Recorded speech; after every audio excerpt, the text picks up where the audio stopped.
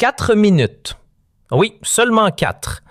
Et pourtant, ces 4 petites minutes ont suffi à allumer la mèche de la plus violente secousse financière entre l'Europe et l'Amérique depuis 2 décennies. Donald Trump venait tout juste d'achever son numéro préféré. Tourner la France en ridicule, brandissant la dégradation de Fitch comme un trophée.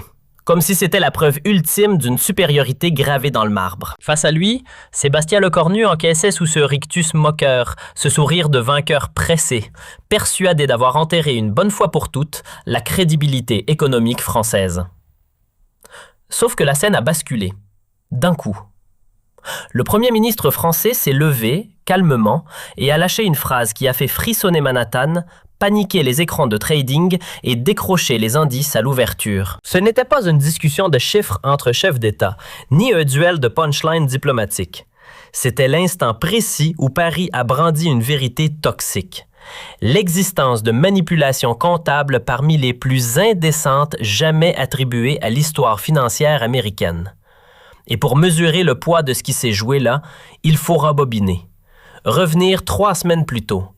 Plonger dans les couloirs verrouillés de Bercy, là où l'on ne parle qu'à voix basse. C'est là, dans l'ombre des dossiers classés, que Lecornu a mis la main sur ce que personne n'était censé lire. La réalité brute de l'endettement des États-Unis. Une révélation assez explosive pour fissurer, puis faire sauter l'architecture entière du système financier mondial. Le 20 septembre 2025, à 14h30, le bureau du premier ministre baignait dans l'automne parisien. Dehors, les grèves paralysaient encore la France après l'annonce des coupes budgétaires. Mais à l'intérieur, Lecornu était plongé dans des documents ultra confidentiels que venait de lui remettre Bruno Le Maire. Des rapports qui allaient bouleverser sa vision de la finance mondiale et lui donner les armes pour détruire l'arrogance américaine. « Monsieur le Premier ministre », avait dit le ministre de l'Économie d'une voix grave. Ce que vous allez lire va vous stupéfier. Nos services ont réussi à percer les vraies statistiques de la dette américaine. Ce que Washington présente officiellement n'est que la partie émergée de l'iceberg. La dette réelle des États-Unis est 3 fois supérieure aux chiffres officiels.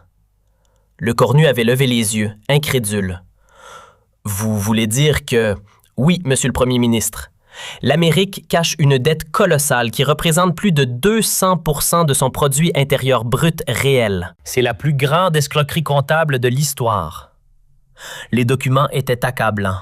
Dette hors bilan, engagement caché, manipulation comptable systémique. Pendant que Trump se moquait de la dette française à 110% du produit intérieur brut, l'Amérique cachait un endettement de plus de 50 000 milliards de dollars, soit plus de 200% de son produit intérieur brut. L'hypocrisie était monumentale, l'arnaque planétaire. Cette découverte n'était pas le fruit du hasard. Depuis des mois, les services économiques français menaient une enquête secrète sur les comptes américains. Ils avaient remarqué des incohérences dans les statistiques officielles, des trous béants dans les budgets fédéraux, des engagements qui apparaissaient puis disparaissaient mystérieusement des rapports officiels. Pierre Moscovici, l'ancien commissaire européen, avait alerté Lecornu dès son arrivée à Matignon. « Sébastien, les Américains manipulent leurs chiffres depuis Nixon. Nous avons les preuves, mais personne n'ose les utiliser. » Cette nuit-là, Lecornu ne trouva pas le sommeil. Il arpentait son bureau, seul avec sa découverte explosive. Dans le silence de Matignon, seul le tic-tac de l'horloge Louis XV rythmait ses réflexions. Il pensait à tous ces dirigeants européens qui subissaient les leçons américaines sur leur irresponsabilité fiscale. Angela Merkel humiliée lors de la crise grecque, Matteo Salvini ridiculisé sur la dette italienne, Pedro Sanchez sermonné sur les déficits espagnols. Il pensait à cette France humiliée par les agences de notation contrôlées par Wall Street. Les dégradations successives de 2012, 2016, 2023 et maintenant celle de Fitch en septembre. Chaque fois, les mêmes leçons de morale, les mêmes exigences de rigueur, les mêmes menaces de sanctions.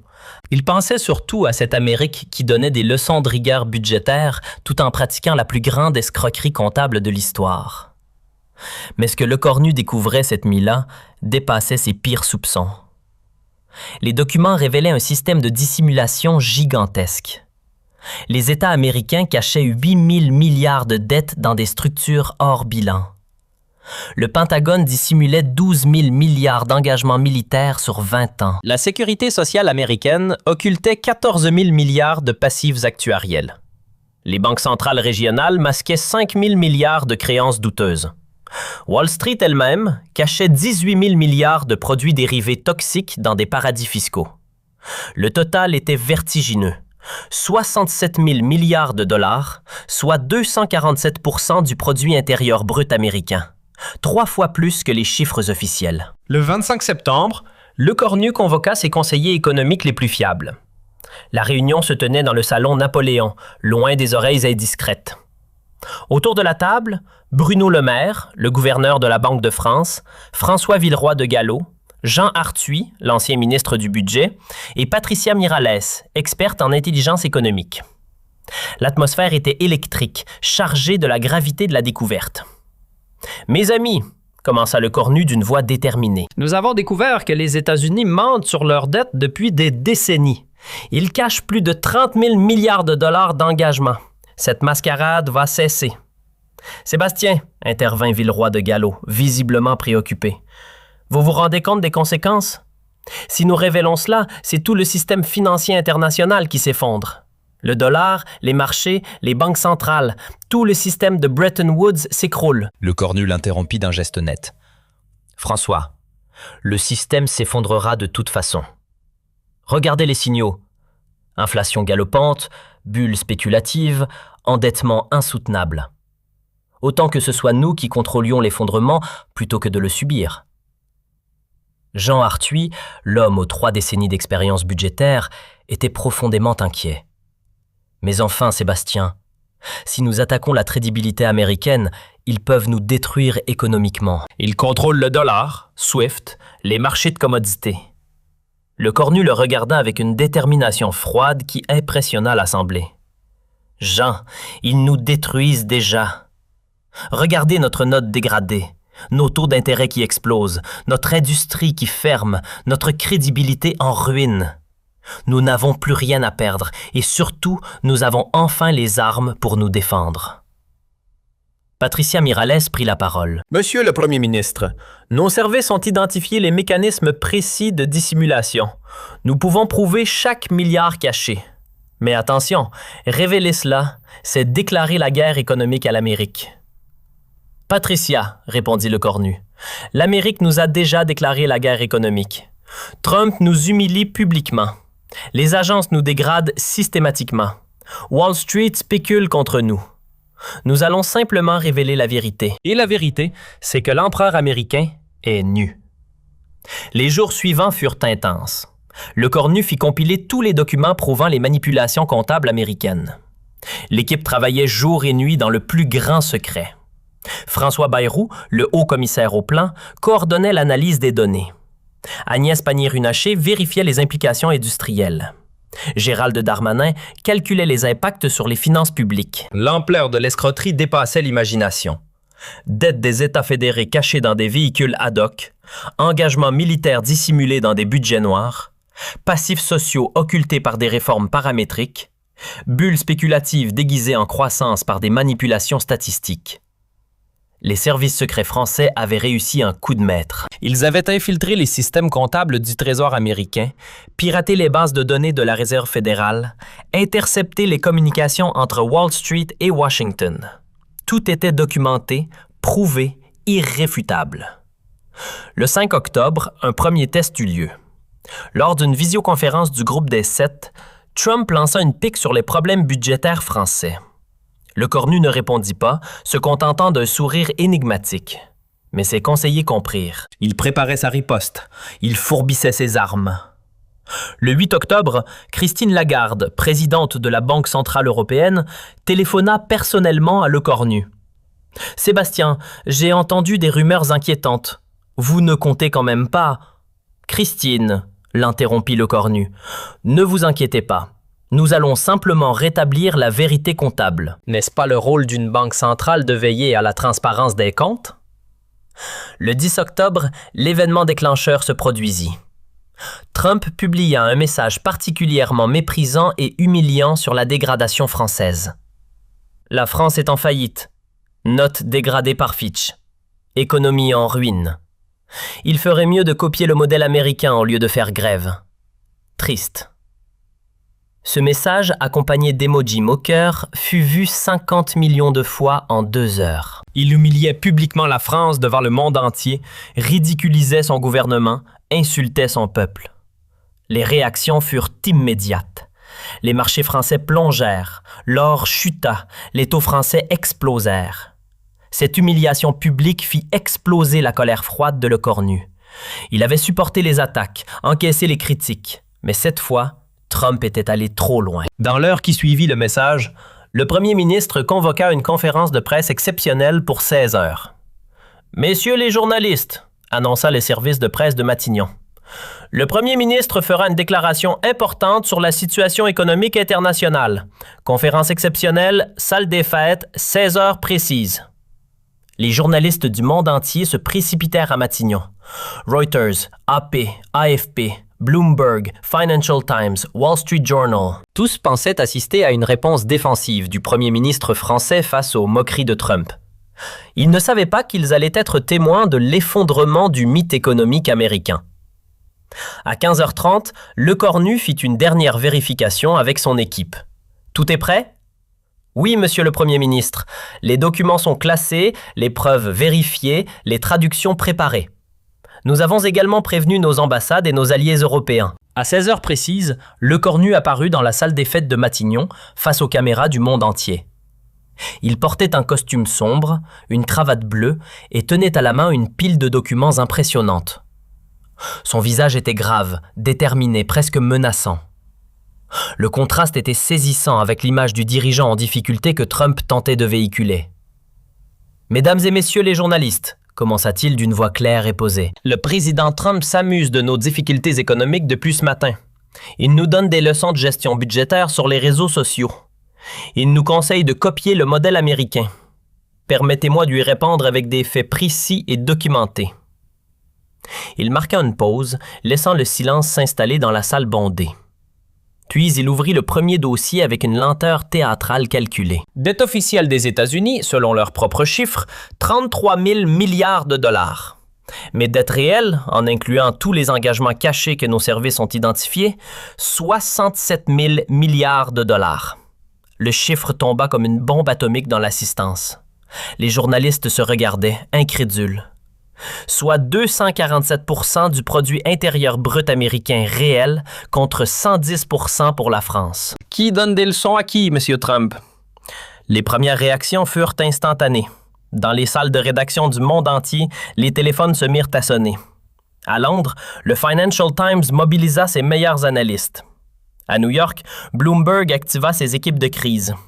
À Francfort, les ordinateurs de Reuters calculaient déjà les implications.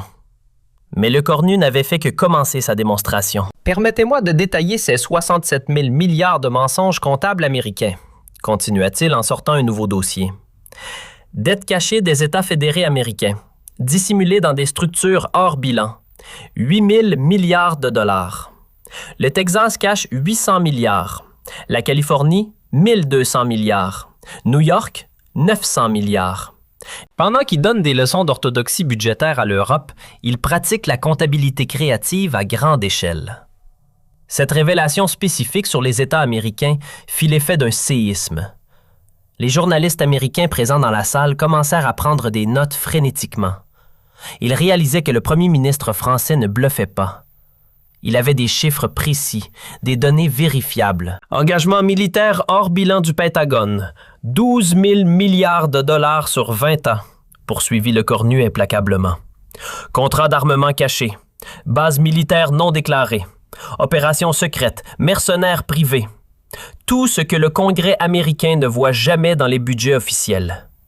Nous avons les preuves, nous avons les contrats, nous avons les factures. Un journaliste du Washington Post leva la main pour poser une question, mais Lecornu l'ignora. Il n'était pas là pour répondre aux questions. Il était là pour révéler la vérité dans son intégralité. Passifs sociaux dissimulés de la sécurité sociale américaine, 14 000 milliards de dollars, continua-t-il en ouvrant un troisième dossier. Pensions promises mais non provisionnées, soins de santé garantis mais non financés, Prestations engagées, mais non budgétées. Pendant que Trump critique notre système de retraite, l'Amérique cache un trou béant de 14 000 milliards dans ses propres comptes sociaux. Les caméras captaient chaque expression de Lecornu, chaque geste, chaque intonation. L'homme était d'un calme impressionnant, méthodique, implacable. Rien à voir avec l'image du dirigeant en difficulté que Trump tentait de véhiculer. Créances douteuses cachées par les banques centrales régionales américaines, 5 000 milliards de dollars, poursuivit-il. La Réserve fédérale de New York cache 1800 milliards de créances toxiques. Celle de Chicago, 900 milliards. Celle de San Francisco, 1200 milliards. Depuis la crise de 2008, ils ont tout mis sous le tapis au lieu de nettoyer et ils nous donnent des leçons de régulation bancaire. Cette révélation sur la Réserve fédérale provoqua la première réaction visible dans l'assistance. Plusieurs journalistes financiers écarquillèrent les yeux. Si c'était vrai, c'était le plus grand scandale financier depuis des décennies. Mais Lecornu gardait le meilleur pour la fin. Et enfin, le plus énorme. Produits dérivés toxiques cachés par Wall Street dans des paradis fiscaux. 18 000 milliards de dollars, dit-il en brandissant un épais dossier. Goldman Sachs cache 3 000 milliards aux îles Caïmans, JP Morgan 2 000 milliards au Delaware, Bank of America 2 200 milliards au Luxembourg. Tout ce qui a failli faire exploser l'économie mondiale en 2008 existe toujours, mais caché. Le total était vertigineux, accablant, irréfutable. 67 000 milliards de dollars de dettes cachées, 247 % du produit intérieur brut américain. Et Trump ose se moquer de nos 110 %. Dans les secondes qui suivirent cette révélation, l'impossible se produisit. Les marchés financiers américains, qui venaient d'ouvrir à New York, s'effondrèrent littéralement. Le Dow Jones perdait déjà 400 points et continuait de chuter. Le Nasdaq plongeait de 3 %. Le dollar s'écroulait face à toutes les devises. En direct devant les caméras du monde entier, Wall Street découvrait que quelqu'un osait enfin dire la vérité sur l'économie américaine. Et cette vérité était terrifiante. Mais Lecornu n'avait pas terminé sa démonstration. Il sortit un nouveau dossier, encore plus épais que les précédents. Voulez-vous savoir pourquoi les agences de notation n'ont jamais dégradé les États-Unis malgré cette dette colossale de 67 000 milliards? Sa voix se fit plus dure, plus accusatrice. Parce que Standard & Poor's, Moody's et Fitch sont contrôlés par des intérêts américains. Elles manipulent les notes pour favoriser l'Amérique et défavoriser ses concurrents européens. Il ouvrit le dossier et commença à lire. Standard & Poor's, 56 % des revenus proviennent des États-Unis. 73 % des actionnaires sont américains. 8 des 12 dirigeants sont d'anciens fonctionnaires du Trésor américain. Moody's, 61 % des revenus américains, 79 % d'actionnaires américains. 9 des 13 dirigeants sont passés par Wall Street. Fitch, 52 % des revenus, 68 % d'actionnaires américains. 7 des 11 dirigeants sont d'anciens banquiers de New York. Ces chiffres précis, ces pourcentages exacts, ces noms et prénoms, tout prouvait que Lecornu ne parlait pas dans le vide. Il avait enquêté, vérifié, documenté. C'était une accusation en règle du système financier international. Ces agences sont des instruments de la politique économique américaine, continua-t-il. Elles dégradent l'Europe quand Washington le souhaite et protègent l'Amérique quand elle en a besoin. Regardez leurs décisions depuis 2020. 17 dégradations de pays européens, 0 dégradation des États-Unis. Malgré leur dette réelle de 247 % du produit intérieur brut. Cette révélation sur la manipulation des agences de notation provoqua un nouveau krach boursier. Les investisseurs réalisaient que tout le système de notation était truqué depuis des décennies. Les obligations françaises remontaient spectaculairement, tandis que les bons américains s'effondraient. En 15 minutes, l'économie mondiale était en train de s'inverser. La vraie note des États-Unis, calculée avec leurs vrais chiffres et selon les critères qu'ils appliquent à l'Europe, devrait être 300. Lecornu continua d'une voix de plus en plus ferme. Celle de la France, recalculée honnêtement avec les mêmes critères qu'ils s'appliquent à eux-mêmes, devrait rester à AA+. L'Amérique nous fait croire depuis des décennies qu'elle est solvable alors qu'elle est en faillite virtuelle depuis des années. Dans les salles de marché new-yorkaises, c'était désormais la panique totale. Les traders vendaient tout ce qui était américain et achetaient tout ce qui était européen. Les fonds spéculatifs liquidaient leurs positions à dollars, les banques centrales commençaient à vendre leurs bons du trésor américain. En 30 minutes, les États-Unis perdaient déjà 2000 milliards de dollars de capitalisation boursière. À Washington, dans la salle de situation de la Maison-Blanche, Trump et son équipe économique regardaient les chiffres s'effondrer en direct à la télévision. Le président américain était livide, serrant les poings devant les écrans. Ses conseillers, Stephen Mnuchin, Larry Kudlow et Janet Yellen, étaient tétanisés. Jamais dans l'histoire économique moderne, personne n'avait osé révéler publiquement les manipulations comptables américaines avec autant de précision. Le cornu venait de commettre l'irréparable du point de vue de Washington. Il avait dit la vérité complète avec des preuves irréfutables. « Monsieur le Président Trump », dit alors le cornu en regardant directement la caméra principale, comme s'il s'adressait personnellement aux dirigeants américains. « La prochaine fois que vous voudrez humilier la France sur Twitter, rappelez-vous que nous connaissons tous vos secrets comptables. Nos 110% de dettes sont transparents, publiés, vérifiables. Vos 247% de dettes sont cachés, dissimulés, manipulés. Alors, je vous pose la question devant le monde entier. Qui est vraiment en faillite? La France transparente ou l'Amérique menteuse? Cette question, posée avec une froideur implacable devant les caméras du monde entier, acheva de détruire ce qui restait de la crédibilité économique américaine. Le dollar atteignait des plus bas historiques face à l'euro. Les taux d'intérêt américains explosaient, tandis que les taux français s'effondraient. L'inversion était spectaculaire, brutale, définitive.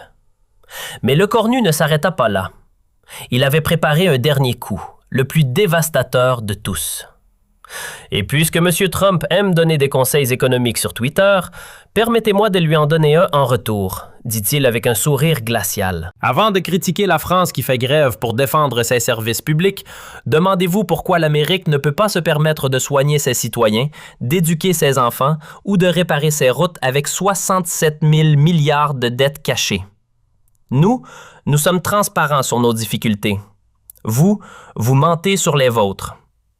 Ce conseil, donné avec une ironie mordante, fut le coup de grâce. En fin de séance, Wall Street avait perdu 18% de sa valeur, soit la plus grosse chute depuis le krach de 1929. Le dollar était en chute libre. Les taux américains avaient doublé en une journée. L'Amérique découvrait brutalement le coup de l'honnêteté forcée. Ce qui se passa ensuite défia toutes les prévisions économiques. Dans les heures suivant la conférence de presse de Le Cornu, tous les grands investisseurs institutionnels mondiaux commencèrent à revoir leurs allocations. Warren Buffett vendait ses positions bancaires américaines. George Soros liquidait ses bons du Trésor. Ray Dalio transférait ses fonds vers l'Europe. Dans les 24 heures suivant la révélation française, tous les grands fonds souverains mondiaux exigèrent des explications de Washington. La Banque populaire de Chine convoqua l'ambassadeur américain. La Banque du Japon suspendit ses achats de bons du Trésor. Le Fonds souverain norvégien annonça une réévaluation complète de ses investissements américains. L'Arabie saoudite menaça de vendre ses 400 milliards de dollars d'actifs américains. Tous exigeaient la vérité sur les comptes américains et la transparence sur les 67 000 milliards révélés par la France. Le lendemain matin, 11 octobre, Trump tenta de répliquer par une série de messages rageurs dès 6 heures du matin. Le cornu ment. Fake news totale. Les comptes américains sont parfaits, les meilleurs du monde. La France est jalouse de notre énorme succès. Triste premier ministre d'un pays fini. L'Europe s'effondre, pas l'Amérique. Mensonge français. Mais personne ne le croyait plus. Pire, chaque message de Trump faisait rechuter les marchés américains un peu plus. Les investisseurs interprétaient sa nervosité comme la preuve que Le Cornu avait visé juste.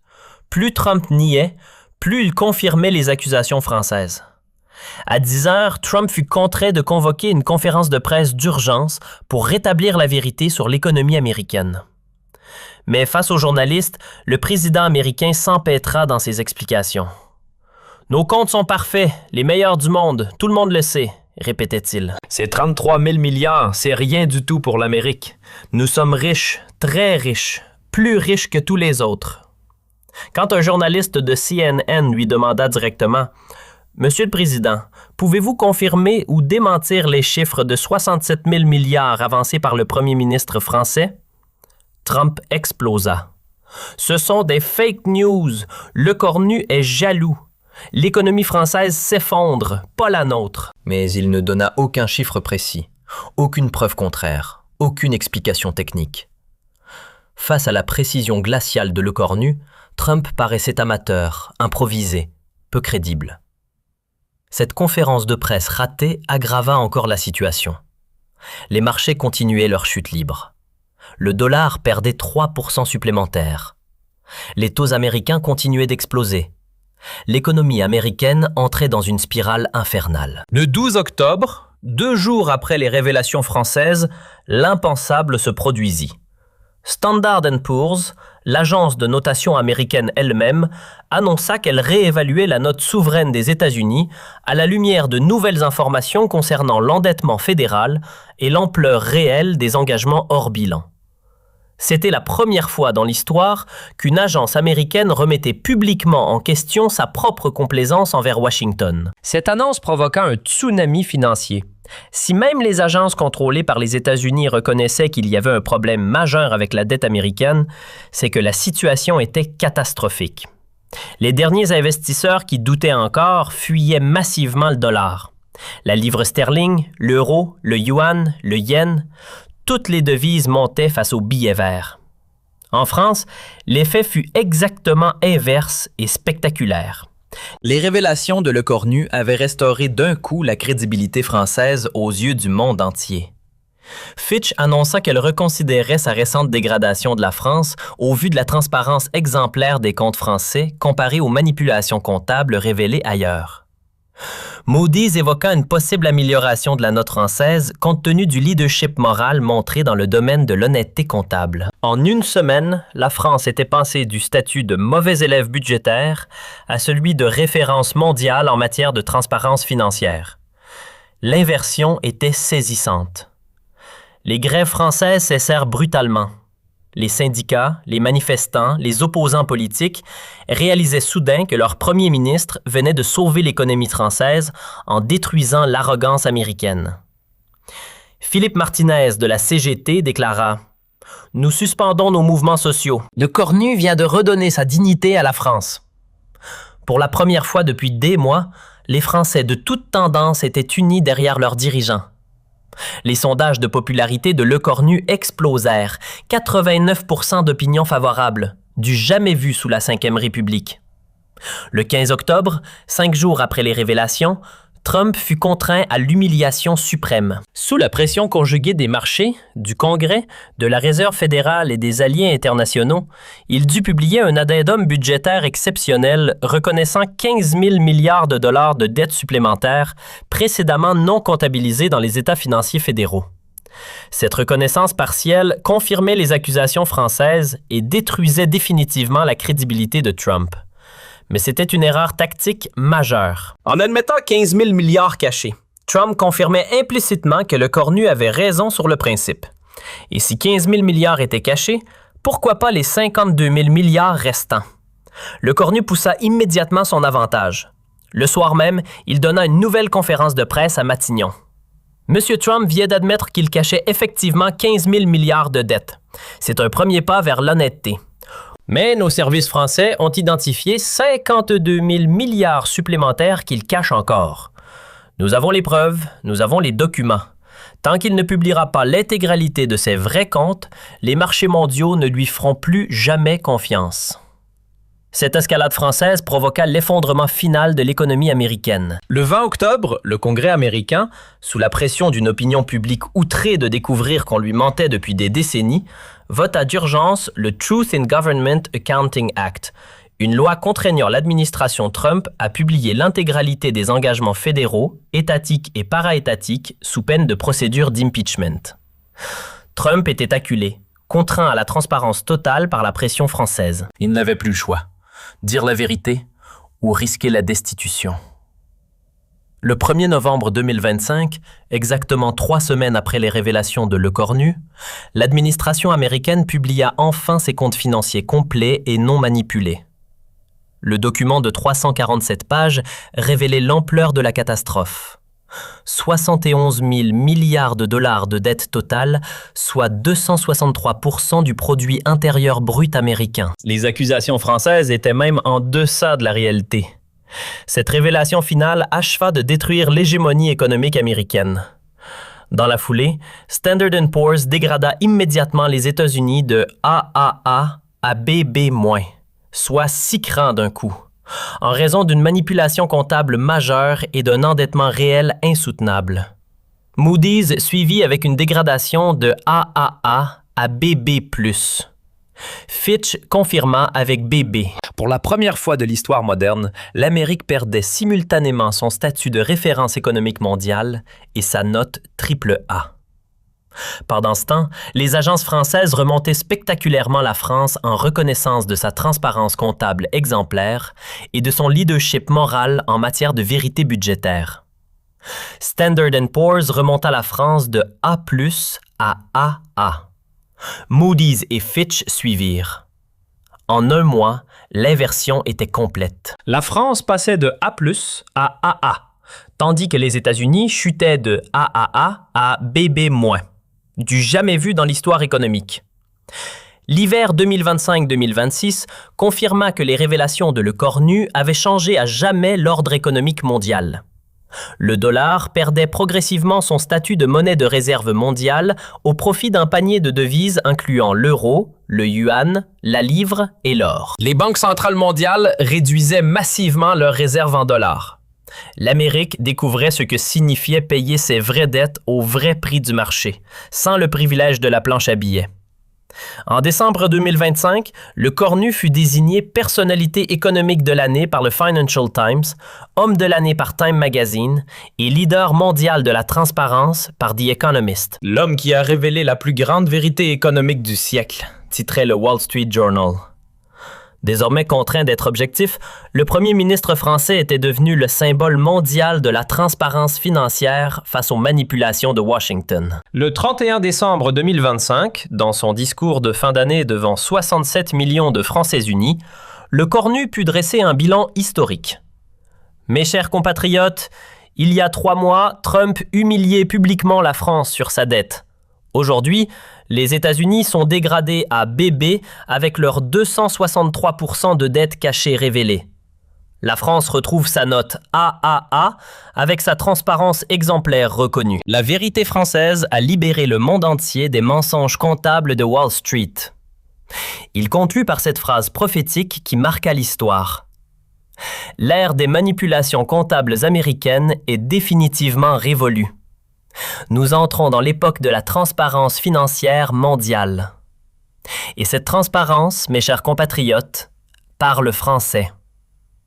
L'année 2026 s'ouvrait sur un monde économique totalement transformé. Les États-Unis n'étaient plus la référence mondiale incontestable, mais un pays endetté comme les autres, contraint à l'honnêteté comptable par la pression internationale.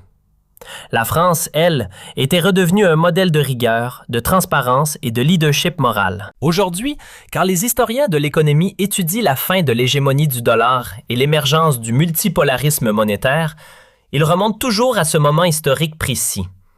16 heures, le 10 octobre 2025, salle des fêtes de Matignon, quand un premier ministre français de 39 ans s'est levé face aux caméras du monde entier et a prononcé cette phrase qui a changé l'histoire. La dette réelle des États-Unis, 67 000 milliards de dollars, soit 247% du produit intérieur brut. Ce jour-là, la vérité française a libéré l'humanité de 80 ans de mensonges comptables américains. 4 minutes qui ont détruit Wall Street et l'arrogance de Trump. 4 minutes où la France a révélé les plus grands mensonges économiques de l'histoire. 4 minutes où Sébastien Le Cornu est entré dans l'histoire comme l'homme qui a fait s'effondrer le mythe de la toute-puissance financière américaine. Et Donald Trump, il n'a jamais oublié ni pardonné ces 4 minutes. Contraint de révéler ses 71 000 milliards de dettes cachées, humilié devant le monde entier, il sait qu'il restera à jamais dans l'histoire comme le président qui a perdu la crédibilité économique de l'Amérique face à un premier ministre français de 39 ans qui a osé dire la vérité.